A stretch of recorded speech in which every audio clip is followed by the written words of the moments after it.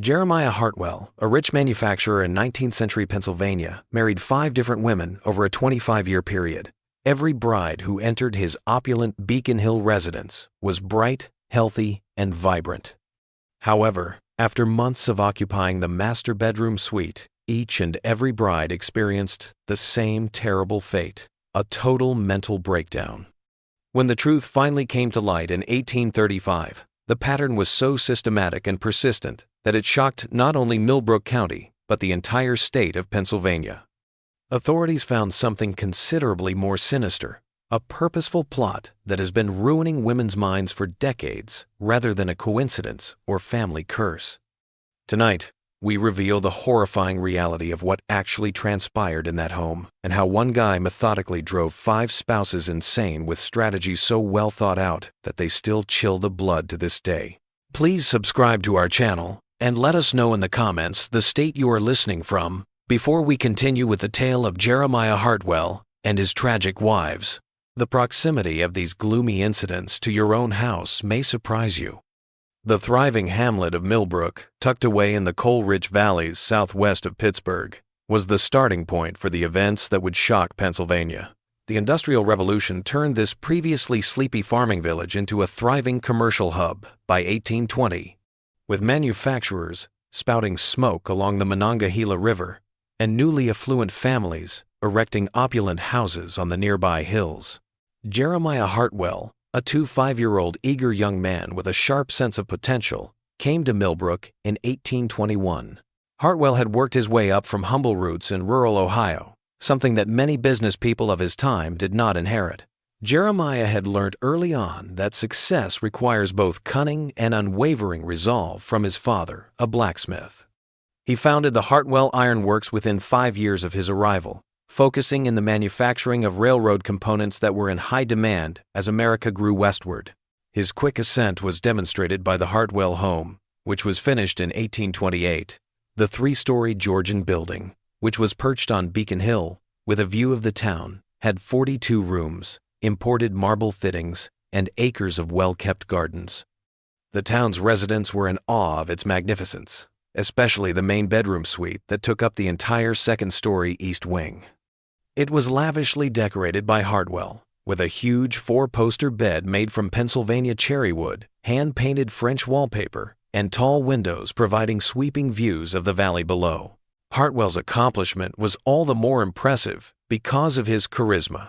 He had the kind of imposing presence that attracted the attention of both social peers and business rivals.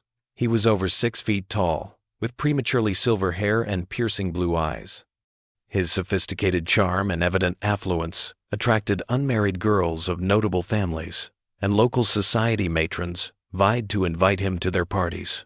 Hartwell seems to have a knack for making everyone feel like the most significant person in the room. Jeremiah Hartwell was the most eligible bachelor in western Pennsylvania because of his wealth, charisma, and social standing. The entire community applauded what seemed to be a wonderful match when he announced his engagement to Margaret Dunlap, the 9-year-old daughter of a well-respected judge. With more than 300 people attending the lavish ceremony at St. Andrew's Presbyterian Church in October 1829, the Millbrook Gazette dubbed the wedding the decade's most social event. Slowly, almost imperceptibly, Margaret Hartwell's change started in the spring after her wedding. The alterations initially appeared to be typical of a young bride adjusting to married life. Although she had always been renowned for her sharp wit and lively discussion at social events, she suddenly seemed preoccupied when she was visiting, and frequently stared out windows with an odd intensity that unnerved her friends. In a later private letter, Catherine Dunlap, her sister, recalled that Margaret had started talking about the home as if it were observing her. She would stop mid-conversation and turn toward empty doorways, recalled Catherine, as if someone had called her name. When I asked what she heard, she would smile in that strange way and say, "Just the house settling, dear sister. Old houses have their own language." By the summer, Margaret was acting very strangely. She claimed that when she wasn't in her appropriate place, the house seemed off, so she started only sleeping in the master bedroom. Initially enchanted by their mistress's gentle demeanor, the domestic staff became increasingly uneasy, as Margaret developed what they privately referred to as the watching habit. She would spend hours standing at the bedroom windows, staring intently at her own reflection in the glass, moving her head slightly from side to side, as if examining herself from various perspectives, rather than out at the town or the gardens below. One steamy evening in August 1830 was the tipping point. Margaret abruptly got up in the middle of the main course, went to the enormous mirror in the dining room, and had a lively conversation with her reflection while the Hartwells hosted a dinner party for a number of well-known Pittsburgh merchants. She waved aggressively, seemed to be arguing with the image in the glass, and occasionally laughed in a high-pitched voice that no one had ever heard her make before, leaving the guests in startled silence. She kept asking her why she looked so tired, wrote one of the dinner guests, Thomas Peton, in his journal. But the most unsettling part was that she seemed to be waiting for answers, pausing as if the reflection was speaking back to her. When Mr. Hartwell gently tried to guide her away from the mirror, she became agitated and insisted that she wasn't finished talking yet. Sarah Quinn, the head housekeeper, testified that Margaret was discovered at 3 a.m, fully nude, in the master bedroom, systematically pulling down the French wallpaper strip by strip. Margaret turned calmly as Sarah walked in, explaining that she needs to see what's underneath the walls. When the walls were fully exposed, all that was visible were wooden laths and ordinary plaster. But Margaret nodded contentedly, as though she had discovered some important secret. The next morning, the family doctor, Dr. Harrison Henley, was called. Mrs. Hartwell demonstrates an unusual fixation with mirrors and reflective surfaces, coupled with an insistence that her reflection is somehow separate from herself. Most disturbing is her absolute certainty that this other self provides her with information about the house and its history, Dr. Henley wrote in his notes, which would later become crucial evidence. After examining a physically healthy 20-year-old woman who seemed to be suffering from what he described as severe nervous exhaustion complicated by obsessive melancholia. In just 2 weeks, Margaret's health had gotten so bad that she needed round-the-clock care. She had come to believe that all the mirrors in the house held messages that only she could decipher, and she spent her days going from reflection to reflection, having in-depth discussions with what she referred to as the other Margarets. She became extremely agitated when family members attempted to cover the mirrors, tearing at the cloth coverings until her fingernails bled. The last event took place on the 15th of September, 1830. Margaret somehow gathered all of the mansion's mirrors, polished silver pieces, and reflected surfaces into the master bedroom. Dr. Henley, after conferring with colleagues in Philadelphia, made the difficult recommendation that Margaret be committed to the Pennsylvania Hospital for the Insane. She arranged them in a complicated pattern around the room and then spent the entire night in what the housekeeper called a conference with her other selves. By morning, she was unable to recognize anyone, including her husband, and spoke only to the reflections, which she insisted were her real family. Margaret would spend the next 43 years of her life in that institution, never regaining her sanity, and never stopping her search for mirrors in her confined room. She was taken away in a closed carriage on a gray October morning, as autumn leaves swirled around the Hartwell mansion, still calling over her shoulder to tell the others, "I'll be back soon." The social elite of Millbrook was shocked by Margaret Hartwell's dedication, but the community's reaction exposed the nuanced views on mental illness that defined the 1,830 seconds. The majority of the town's powerful families supported Jeremiah, seeing him as a tragic character whose potential marriage had been ruined by circumstances beyond his control, despite some murmuring about moral flaws or inherited craziness. The prevalent medical knowledge of the time ascribed a number of reasons for female mental illness, from excessive reading to a disruption of the typical feminine role. Margaret's condition was described in Dr. Henley's official report to the county authorities as likely resulting from overstimulation of the nervous system due to the sudden elevation in social position and domestic responsibilities. This explanation satisfied most observers because it was consistent with the widely held notion that the female constitution is delicate. After Margaret's marriage, Jeremiah Hartwell lived as a solitary widower for 3 years, continuing his business ventures but shunning social events. Jeremiah relocated to a smaller room on the third level, while the master bedroom was locked and its belongings covered with white sheets.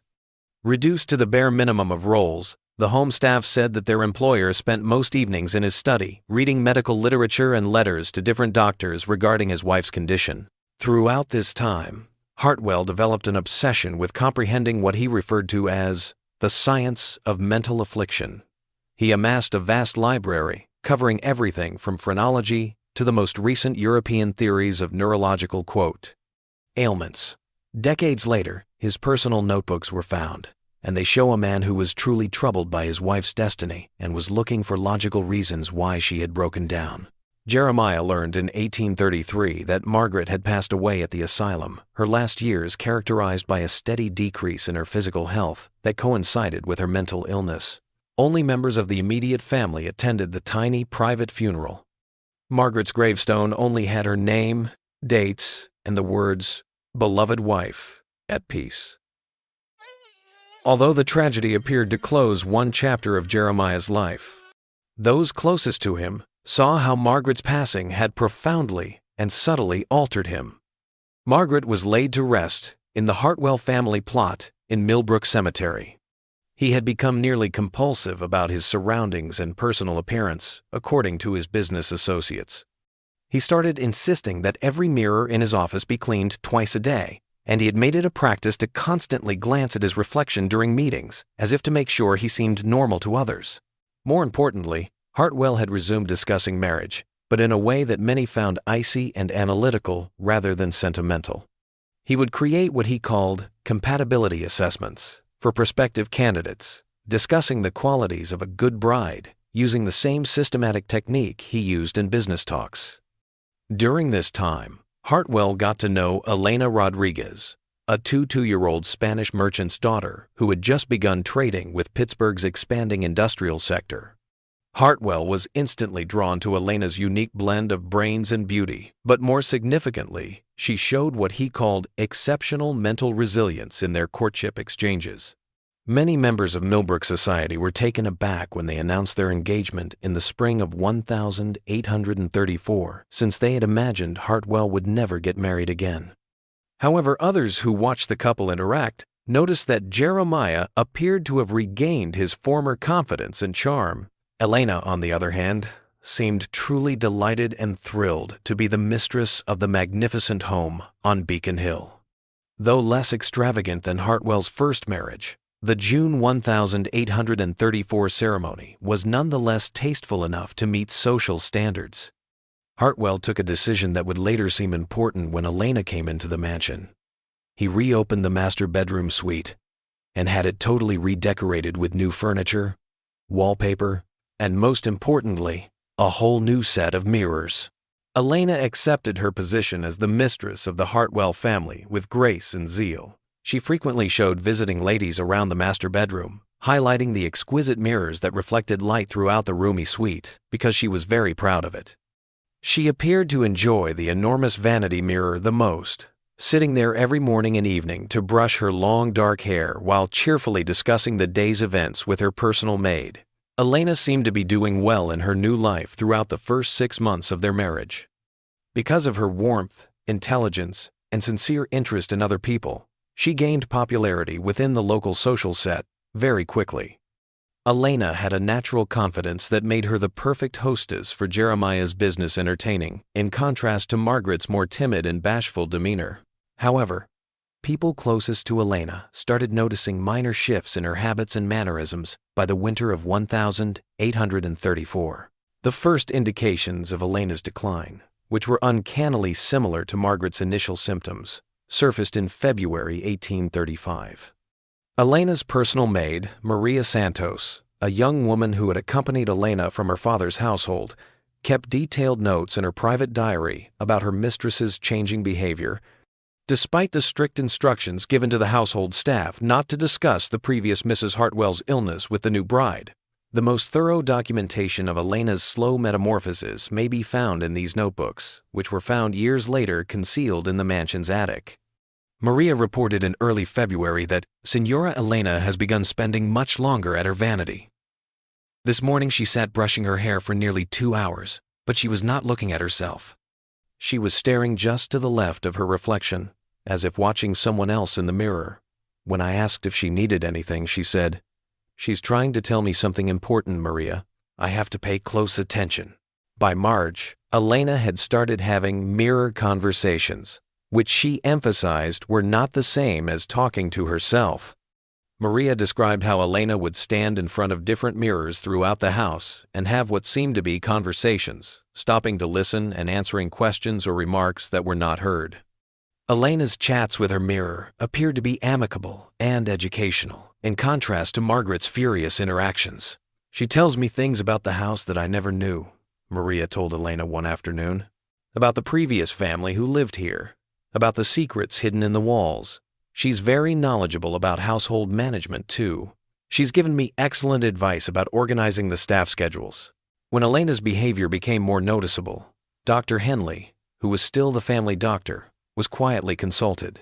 However, Elena's symptoms were different in important ways that made identification challenging.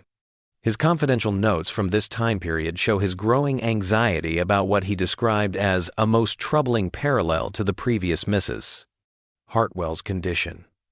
With the exception of her relationship with mirrors, Elena remained eloquent, sensible, and functional, but Margaret had grown more agitated and unintelligible. In April 1835, the pivotal moment occurred when Elena told the domestic staff that she had learned something very important from her conversations with what she now referred to as the mirror woman. She claimed to have learned that the former Mrs. Hartwell was still in the house, trapped within the reflective surfaces and attempting to warn future wives about the truth behind the walls. Elena has come to believe that the mirrors have a spiritual presence, Dr. Henley wrote in a letter to a Philadelphia colleague. However, unlike cases of religious mania or supernatural delusions I have encountered, she maintains perfect rationality in all other matters. She continues to manage the household efficiently, maintains normal social relationships, and shows no signs of the physical deterioration typically associated with mental illness. The obsession appears to be completely focused on reflective surfaces and what she believes they reveal about the house's history. Jeremiah responded more differently to Margaret's illness than he did to the deteriorating health of his second wife. Instead of seeking medical attention right away, he started what he called careful observation and documentation of Elena's behavior. His notebooks from this time period reveal a man attempting to make sense of the seemingly consistent pattern that was developing in PCR, his home. Elena's condition progresses along remarkably similar lines to Margaret's, he said, yet with enough variation to suggest that the underlying cause may be environmental rather than constitutional. Both women were perfectly healthy before residing in the master bedroom suite. Both developed fixations with mirrors within months of taking up residence. Both claimed to receive information from their reflections that they could not have known previously. Hartwell used what he referred to as controlled experiments with Elena's condition as a result of this analytical method. He started recording the precise mirrors that elicited the most intense reactions, the times of day when the discussions were most intense, and the precise details Elena claimed to have learned from the reflections. His papers show a methodical effort to determine whether his wife's mental decline could be caused by outside influences. The findings of the studies were unsettling. The same big vanity mirror that had been Margaret's main target was always the subject of Elena's most furious episodes, which took place in the master bedroom between sunset and midnight. The most disturbing was Elena's assertion that the reflection had revealed to her the truth about what happened to the first wife. According to Elena, Margaret had not gone insane at all, but had learned something so startling about the house or its owner that she had been purposefully made to appear mentally ill in order to discredit her potential revelations. The conversations followed recurring patterns, with Elena asking questions about the house's history and receiving what she described as detailed answers about previous residents, hidden rooms, and secrets that must be preserved. "The mirror woman says Margaret knew too much," Elena told Maria in May 1835. "She says that's why Margaret had to be sent away, to protect the important secret. But she also says Margaret is still trying to warn people through the mirrors because the truth must eventually come out." It was impossible to conceal Elena's actions from Millbrook society by the summer. She had started to avoid social events unless there were mirrors in the host's house, so she could check with her advisor about what to talk about. She felt nervous and preoccupied when she had to go to parties without mirrors, and she frequently excused herself early to go back to her consultations at home. The crisis arose in August 1835, when, on a stifling August evening, when the summer heat seemed to press against the mansion's windows like a living thing, Elena told Jeremiah that she had discovered something that would change everything about their marriage and his position in the community. In the master bedroom, Jeremiah discovered his wife sitting in front of the vanity mirror, but she was not talking animatedly as she usually did. Rather, she sat motionless with her hands folded in her lap, gazing at her reflection with a very dejected expression. "She has shown me the truth about this house," Elena whispered, keeping her gaze fixed on the mirror. "About what you do to women who live in this room, Jeremiah. About why Margaret really went insane." Then, according to Jeremiah's diary entry from that night, Elena made a string of accusations that shocked him. "Elena has constructed an elaborate fantasy involving secret chambers and clandestine activities," Jeremiah wrote. She said the mirror woman had shown her evidence of medical experiments conducted on unwilling subjects, secret passages within the walls, and secret rooms where previous occupants had been held against their will. She insists that Margaret discovered evidence of these alleged crimes, and that her mental breakdown was artificially induced to silence her. Most disturbing is her claim that the mirrors somehow contain memories of these events, accessible only to women who spend enough time in the master bedroom. Elena's charges, however, went beyond nebulous conspiracy notions. She gave specifics on how the mansion was built, saying the mirror woman had shown her that there were secret passageways connecting the main bedroom to parts of the home that were not being used.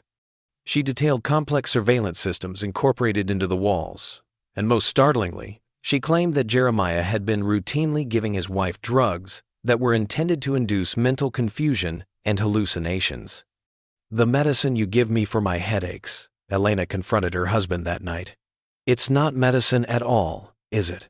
She showed me what it really does, how it makes women see things that aren't there, how it makes them appear insane to outside observers." In reaction to these charges, Jeremiah acted quickly and decisively. He discussed Elena's rapidly worsening mental state with Dr. Henley the following morning, focusing on the paranoid delusions and conspiracy theories that had taken the place of her previous harmless discussions with mirrors. "Already worried about the similarities to Margaret's situation, Doctor." Henley concurred that Elena could be dangerous to herself and other people. "Mrs. Hartwell has developed a systematic delusional structure that mirrors the earlier case in disturbing ways, Doctor," Henley said. "Her insistence on hidden passages and secret activities suggests a complete break from reality, possibly exacerbated by the isolation and stress of managing a large household. I fear that without immediate intervention, she may progress to the violent episodes that characterized the final stages of the first Mrs. Hartwell's illness." Elena, however, was not prepared for a peaceful commitment to an asylum. Over the course of the following several days, she started what she referred to as her investigation, methodically going over the walls of the estate in search of the secret passageways the mirror woman had mentioned. She persuaded Maria and a few other domestic workers to assist in looking for loose panels, empty areas, and hidden doorways. The results of the search were surprising. Maria found a piece of wall behind a wardrobe in the master bedroom that sounded hollow when tapped. Upon closer inspection, a narrow panel was discovered that, when pressed, swung inward to disclose a small space between the walls. There were what Elena called observation ports, small openings that let someone in the hallway view into the beds without being noticed. And the passage, which was just barely big enough for a person to fit through, seemed to connect a number of rooms on the second floor. "The mirror woman was right," Elena told Maria triumphantly. "The passages are real, just as she said they would be. If this part of her story is true, then everything else must be true as well." The home staff was rocked by the revelation of the secret passages, but Jeremiah was even more affected. His diary writings during this time period reveal a guy who was finding it difficult to keep control of a situation that was becoming out of hand and beyond his abilities to handle with traditional methods. Elena's delusions have led to the discovery of architectural features I was unaware existed in my own home, stated the author. The previous owner made no mention of these passages during the property transfer, and I can only assume they were constructed for purposes I cannot fathom. However, Elena's interpretation of their significance has become completely divorced from rational explanation. She now views every aspect of the house's design as evidence of a vast conspiracy directed against women in general, and wives in particular. As rumors of Elena's findings circulated through Millbrook's gossip networks, Jeremiah was confronted with inquiries he was unable to sufficiently address. How come he was unaware of the passages? What was their first intent? Above all, how could he account for the unsettling coincidence that the same bedroom and mirrors had become the focal points of essentially identical forms of mental illness in both of his wives? The strain increased when Elena's father paid an unexpected visit from Pittsburgh, worried by rumors about his daughter's actions. A clever businessman, Don Carlos Rodriguez, had not established his commercial empire by taking easy fixes for difficult issues. Elena, with whom he had met, seemed entirely reasonable except for her insistence on the mirror woman's disclosures, and his following discussion with Jeremiah brought up issues that required prompt resolution. At a heated evening meeting, Don Carlos told Jeremiah, "My daughter claims she has discovered evidence of criminal activity in your household. The horror in the Hartwell mansion only gets worse just when we think we've seen it all." She also alleges that her mental condition is being artificially induced through medications administered without her knowledge. These are serious accusations that cannot be dismissed simply because they originate from someone whose sanity is questioned. Share this video with a buddy who liked dark mysteries if this narrative is making you shiver. Please click the like button to show your support for our work, and remember to subscribe so you don't miss any more stories like this one. As the truth about the lunacy of 5 wives finally comes to light, let's see what happens next. There were no mirrors or mirrored surfaces in the library of the mansion, where Don Carlos and Jeremiah Hartwell confronted each other. Elena had demanded to be there, saying she needed to speak with her advisor before making any significant life decisions. She became upset and asked that a hand mirror be brought to the meeting after learning that the library did not have any mirrors. "I cannot discuss important matters without her guidance," Elena insisted. "She knows things about this house and its history that no one else understands. She has been trying to protect me, just as she tried to protect Margaret." Don Carlos's response to his daughter's actions differed significantly from what other onlookers had said. He started questioning Elena specifically about the information she claimed to receive from the mirror woman rather than writing off her statements as hallucinations. His method brought to light information that had not come to light during Dr. Henley's medical checks. Don Carlos asked, "Tell me exactly what this mirror woman has revealed about the house's previous occupants." And Elena's answer gave him information that shouldn't have been possible for her to know. Specific architectural details that predated Jeremiah's ownership of the mansion, detailed descriptions of the mansion's original owner, and most unsettling of all, accurate information about financial transactions and business dealings that had taken place prior to her arrival in Millbrook.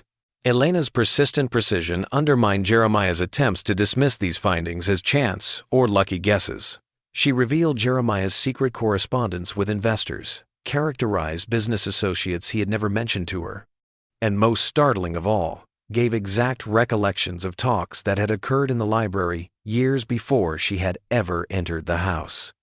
"The mirror woman sees everything that happens in the house," Elena explained. "She has been watching and listening for years, accumulating information about all the residents and visitors. She knows about the secret business arrangements, the hidden financial records, the real reason Jeremiah chose this particular house for his residence." Elena's revelations led to a trend that changed the probe from a medical issue to a criminal investigation. According to her information, Jeremiah's business success was based on information obtained through secret surveillance of his competitors and guests. The Hartwell mansion had been purposefully chosen for its hidden passages and observation capabilities. And most damning of all, his marriages were calculated arrangements meant to cover activities that needed to appear respectable at home. Jeremiah called for Dr. Henley to testify medically to Elena's condition, interrupting the evening's conversation. But the nature of what Jeremiah had envisioned as a commitment hearing was altered by Don Carlos's presence. The conference evolved from a straightforward assessment of Elena's mental health to a questioning of the circumstances behind the illness of both wives. "Dr. Henley," Don Carlos inquired, "in your medical opinion, what could cause two different women with no previous history of mental illness to develop nearly identical symptoms after residing in the same location?" In his letter, Dr. Henley expressed his developing misgivings about the case, as well as the limitations of medical knowledge in the 1,830 seconds. While such coincidences are unusual, he admitted, they are not impossible. Environmental factors, including stress, isolation, and exposure to certain substances, could theoretically produce similar symptoms in different individuals. However, the specific focus on mirrors and the consistent reports of receiving information from reflections suggest either a shared delusion or what, doctor? Don Carlos pressed. Or the possibility that both women were exposed to similar environmental conditions that produced similar hallucinogenic effects, making them susceptible to suggestion and false memories while maintaining their ability to function normally in other areas. The stifling air of the library hung heavy with the implications of Dr. Henley's words. Margaret's identical collapse assumed a whole new significance if Elena's condition was fabricated. The spouse's mental illnesses were not unfortunate coincidences. Rather, they were proof of purposeful manipulation intended to discredit women who had discovered knowledge that jeopardized Jeremiah's well-crafted facade. Elena's behavior grew more erratic as the evening went on, but it was more indicative of desperation than insanity. She frequently asked to use a mirror, saying she needed to confirm crucial information before leveling grave charges. She got upset when her requests were turned down and started talking about the things that were in secret compartments and locked chambers all around the home, things that Jeremiah insisted she could not possibly have. Elena abruptly got up and declared that the mirror woman had revealed the location of the evidence that will prove everything. She then led the party to the master bedroom and pointed them toward a portion of wall behind. The enormous wardrobe, marking the culmination of the crisis. Following her directions, they located a hidden compartment with documents and materials that would turn the probe into a criminal case, in addition to the hidden route Maria had previously identified. The story revealed by the documents concealed in the wall cavity was more intricate and terrifying than Elena's mirror woman had implied. After decades of meticulous concealment, the full extent of Jeremiah Hartwell's operations became apparent as Don Carlos studied the documents under the lamplight. A leather-bound ledger with thorough documentation of the surveillance operations carried out from the concealed passages provided the first disclosure. One entry after another revealed commercial deals, personal secrets, and intimate talks that had been secretly watched and recorded. The records, which were written in Jeremiah's characteristic handwriting, showed how he had manipulated commercial transactions, blackmailed rivals, and benefited from financial discussions. March 15, 1829. Senator Patterson discussed railroad route plans in drawing room with associates, confirmed northern passage through Millbrook Valley, adjusted investment portfolio accordingly. June 3, 1829. Judge Dunlap revealed his gambling debts to his wife in their bedroom conversation. Excellent leverage for upcoming court cases involving the ironworks. However, the secret records exposed more than just the surveillance operations. Tucked under loose floorboards and covered in oilcloth, a second set of papers included correspondence with a German doctor named Dr. Heinrich Zimmermann, who had been performing what he called experimental treatments for female hysteria at private facilities across Pennsylvania, written in a combination of German and English. Dr. Zimmermann's letters detailed a methodical program intended to cause controlled mental instability in women who threatened their husbands' interests. Mercury compounds, laudanum derivatives, and plant extracts were among the meticulously calibrated quantities of various chemicals used in the treatments that left patients physiologically functional but caused hallucinations and confusion. The beauty of the treatment, Dr. Zimmermann wrote in one letter, is that the subject retains enough rationality to appear normal in casual interactions, while developing specific obsessions and delusions that discredit any inconvenient truths they might reveal. The focus on mirrors is particularly effective, as it appears to be a natural feminine vanity taken to pathological extremes. Elena's allegations of being drugged were accurate depictions of a systematic poisoning program intended to drive her insane while preserving the impression of real mental disease, not paranoid delusions. Jeremiah's headache medicine included precisely calibrated dosages of drugs that caused visual hallucinations, especially when coupled with the psychological strain of living under continual observation and the anguish of loneliness. When Margaret Hartwell found evidence of Jeremiah's spying activities, she was purposefully poisoned. She had not experienced a fatal mental breakdown. Drugs that caused her to see unsettling visions in mirrors were the cause of her increasingly erratic conduct, and attempts to explain what she had learnt were written off as the ramblings of a madwoman. The last set of documents, which showed the full extent of Jeremiah's schemes, had the most terrifying revelation. From his estate, he had been doing more than just spying and extortion. He had been running what amounted to a secret intelligence network, leveraging his contacts in business and social standing to obtain information for customers across Pennsylvania's economic and political elite. In addition to being spy holes, the mansion's secret passageways were a part of a complex system that featured places to store compromising materials, covert recording equipment, and document copying facilities.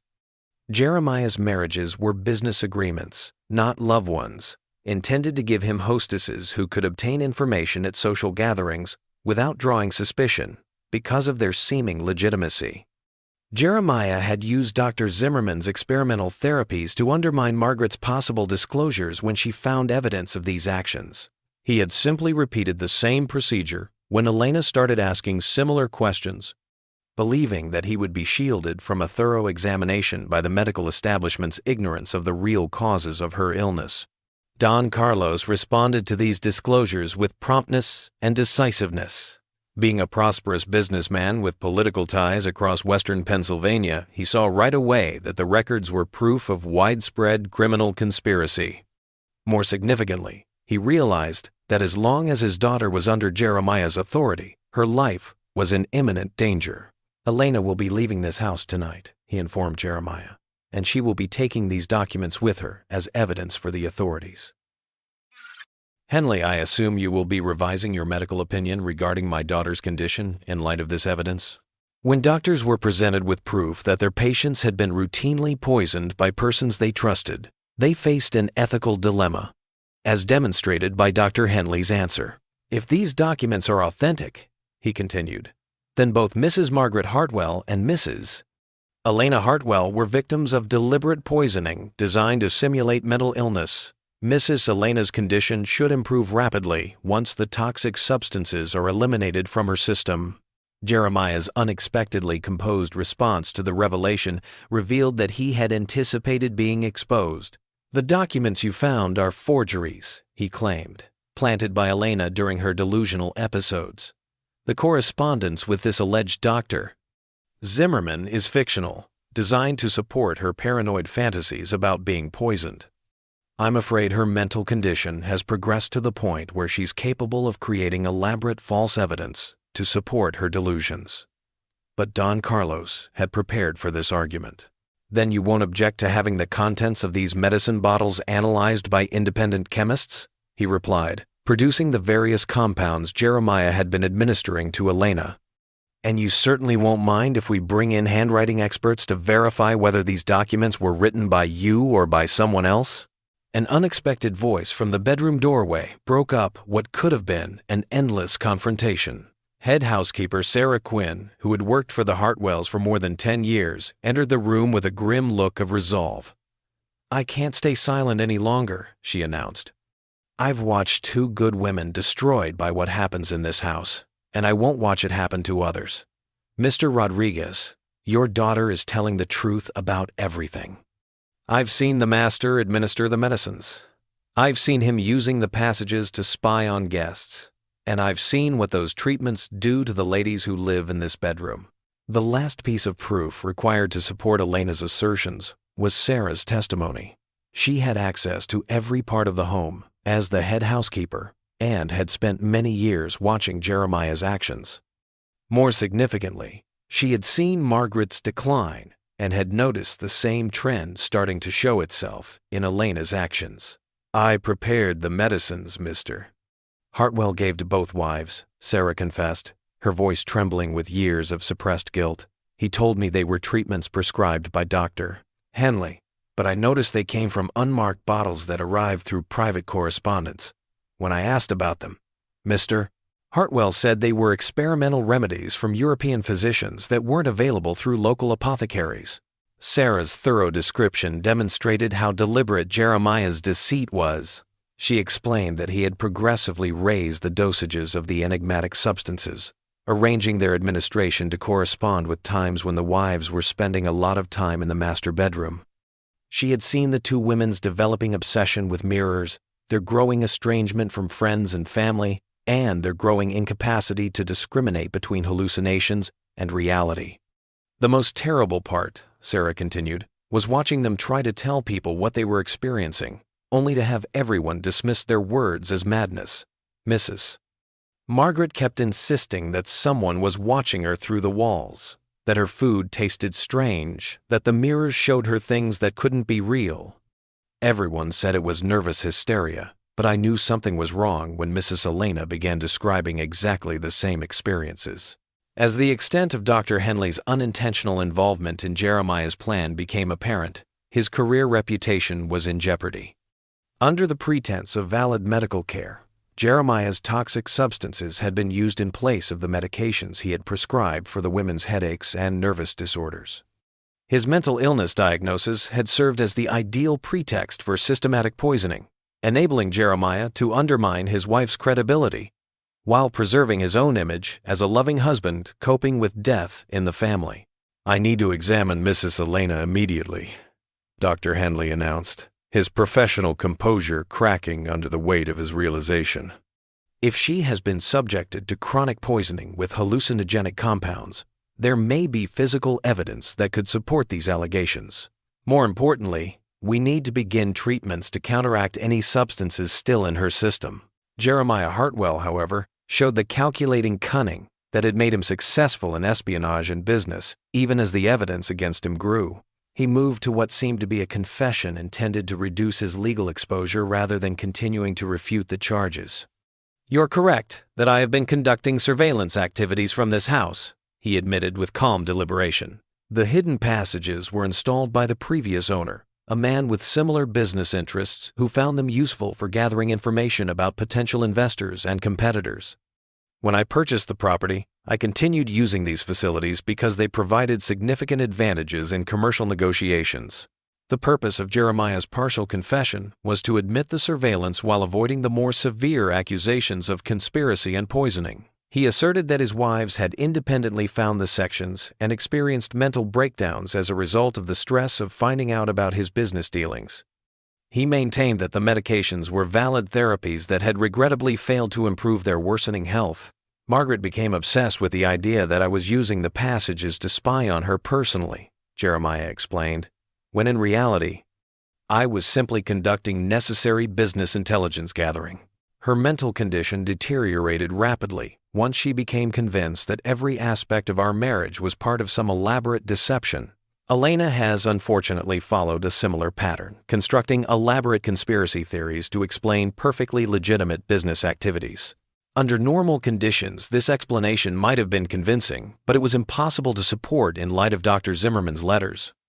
The German doctor's letters were too comprehensive, too specific, and too clearly related to the symptoms that both women had suffered for them to be written off as coincidence. Legal issues were not the means by which Don Carlos intended to let Jeremiah get away. "We'll let the courts determine whether your activities constitute legitimate business or criminal conspiracy," he declared. "In the meantime, Elena will be removed from this house immediately and placed under the care of physicians who haven't been compromised by your deceptions." Elena, who had been sitting quietly for most of the conversation, abruptly spoke with a clarity and rationality that had been missing from her voice for months as the conflict came to an end. "The mirror woman isn't gone," she said, her tone perfectly calm and lucid. "She's still here, still trying to warn people about what happens in this house. But I can see her clearly now, without the medicines clouding my vision. She's not a reflection, or a spirit, or a delusion. She's me, the part of me that stayed rational and observant while the rest of my mind was being systematically destroyed. Elena's epiphany was a turning point that changed how her illness was understood overall. In order to combat the effects of the hallucinogenic medicines, the mirror woman had been her own subconscious mind, generating a different personality that was able to accurately witness and recall events. Internal discussions between the drugged, disoriented Elena and the logical Elena, attempting to piece together the facts of her circumstances, had been the subject of the conversations, with her reflection. "I remember everything now," Elena continued.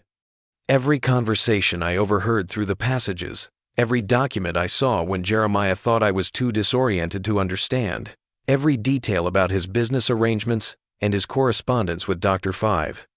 Zimmerman. The mirror woman wasn't giving me information.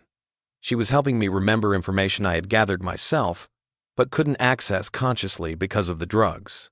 Millbrook and the larger Pennsylvania business world were rocked by the revelation of Jeremiah's scheme and the immediate aftermath of Elena's recovery. While Dr. Henley started recording Elena's recuperation as evidence that her condition had been medically created, Don Carlos wasted no time in bringing the facts to county authorities. After Jeremiah's medications were stopped, Elena's symptoms quickly subsided. As her innate mental clarity returned and she was able to properly discern between reality and drug-induced hallucinations, her preoccupation with mirrors subsided. Most importantly, she was able to provide police a thorough picture of Jeremiah's criminal network thanks to her detailed memory of the facts she had collected throughout her months of impaired consciousness. The ensuing legal proceedings exposed the full extent of what prosecutors referred to as the Hartwell conspiracy. Information gleaned from the mansion's secret compartments showed that years of information, trafficking, blackmail, and surveillance had tainted political and commercial transactions across western Pennsylvania. Corrupt judges, dishonest politicians, and unscrupulous business people were among Jeremiah's clients. They had paid large sums of money for embarrassing information about their opponents and rivals. As detectives used the most cutting-edge forensic methods available in 1835 to exhume Margaret Hartwell's remains and perform post-mortem exams, her awful fate took on new significance. Her remains included traces of mercury and other harmful substances, proving that she had died from the cumulative effects of systematic poisoning rather than a mental condition. Jeremiah was charged with murder, in addition to conspiracy and fraud, when her death was reclassified from natural causes to homicide. In order to assist with the investigation, the Pennsylvania Hospital for the Insane, where Margaret had spent her last years, provided thorough documentation on her health and medical care. According to these records, Margaret had often asserted that her husband was poisoning women to conceal his illegal actions during her intervals of lucidity during her captivity. Her claims, which had previously been written off as the ramblings of a lunatic, were now accepted as truthful remarks from someone who had been purposefully subjected to chemical abuse. The prosecution's case was greatly aided by Sarah Quinn's choice to testify against her boss. Her in-depth understanding of the day-to-day activities of the family and her observations of the decline of both wives gave investigators a chronology that precisely matched the administration of Dr. Zimmerman's experimental chemicals. Other possible victims were also identified by her testimony.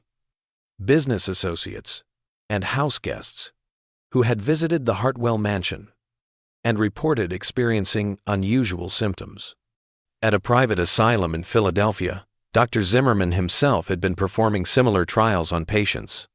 A larger network of doctors and businessmen who had been utilizing medical procedures as weapons against inconvenient women across Pennsylvania and surrounding states was uncovered as a result of his arrest. Eventually, the scandal, which media termed the poisoning conspiracy, involved dozens of well-known men who had employed similar strategies to silence daughters, wives, and female business associates who posed a threat to their interests. One of the most dramatic criminal trials in Pennsylvania history was that of Jeremiah Hartwell. The extensive documentary evidence discovered in the mansion's concealed compartments, Sarah Quinn's thorough depiction of the household's operations, and Elena's clear testimony about her experiences all bolstered the prosecution's case. The most detrimental of all was Dr. Zimmerman's choice to provide expert testimony regarding the effects of the substances used to poison both wives in exchange for a reduced charge. By asserting that Dr. Zimmerman and other conspirators had deceived him into believing that his wives were actually mentally ill, the defense tried to paint Jeremiah as a victim of uncontrollable circumstances. Prosecutors evidenced that Jeremiah had contacted Dr. Zimmerman and explicitly asked for medications that would cause signs of insanity while leaving victims physically functional undermined this tactic. The jury returned a unanimous verdict of guilty on all counts, including attempted murder for Elena's poisoning, first-degree murder for Margaret's death, and several counts of conspiracy, fraud, and extortion for his blackmail and surveillance operations. The judge's sentencing, which called for hanging death to occur within 30 days of conviction, was a reflection of the seriousness of the acts and their effects on the society. By the time Jeremiah was put to death in December 1835, Elena had fully recovered. After returning to Pittsburgh, she remarried a merchant who specialized in importing products from Spain and gradually resumed her usual social activities at her father's house. She had a long and healthy life, but aside from her testimony during the trial, she never discussed her experiences in the Hartwell mansion in public. In a culture that was quick to write off women's worries as hysteria or insanity, the Hartwell house itself came to represent the more sinister sides of America's industrial growth. The structure was subsequently turned into a boarding house for railroad workers after being sold to pay off Jeremiah's debts. To remove any connection to the sad events, the master bedroom was divided into smaller rooms, the hidden passages were blocked, and the mirrors were taken out. However, the Hartwell conspiracy's legacy went well beyond the destiny of a single criminal and his victims. Significant changes to Pennsylvania's legislation pertaining to the commitment of mentally ill individuals were brought about by the case, including stronger regulation of private asylums and the requirement for independent medical reviews. It also spurred a wider discussion about the need for improved protection of women's legal rights and the use of medical procedures as instruments of oppression. Devastated by his unintentional involvement in the poisoning plot, Dr. Henley spent the rest of his career researching how poisonous substances affect mental health. More advanced methods for identifying poisoning and treating its consequences were developed as a result of his study, which was partially supported by compensation payments from Jeremiah's estate. Additionally, he turned to become a champion for women's medical rights, contending that female patients should receive the same level of respect and care as their male counterparts. The revelation of Margaret and Elena's actual fate sparked unsettling speculation about the number of other American women who may have endured similar abuse at the hands of fathers, spouses, or guardians who thought it would be easy to proclaim them insane. The Hartwell case appears to have been one instance of a larger pattern of medical abuse that may have claimed hundreds or thousands of victims whose complaints were never looked into, according to historical data from the time period. The case also demonstrated how crucial it is to believe women who describe strange or unsettling events, even if those tales appear unlikely or go against accepted thinking. Despite being true descriptions of the atrocities being committed against them, Margaret and Elena's claims that they were being watched, drugged, and controlled had been written off as signs of mental illness. A small park now stands where the historic Hartwell mansion once stood in the Pittsburgh metropolitan region. Installed in 1985, precisely 150 years after Jeremiah's execution, a historical memorial honors the victims of the poisoning conspiracy and serves as a reminder of the significance of shielding those in positions of authority and trust from those who would take advantage of them. The inscription on the marker simply reads, "In memory of Margaret Dunlap Hartwell, Elena Rodriguez Hartwell, and all victims of medical abuse." Their courage in seeking truth despite overwhelming obstacles helped establish important legal protections that continue to safeguard patients' rights today. This mystery demonstrates how easily those in positions of courage, authority, and trust can take advantage of the weak, and how important it is to pay close attention when someone reports that their reality differs from what others expect them to know. How do you feel about this tale? Do you think all the information was made public? Or may there have been more victims whose tales were never told? Post a comment below. Please hit the notification bell, subscribe, and tell a mystery-loving friend if you liked this story and would like to see more horror tales like it. I'll see you in the upcoming video.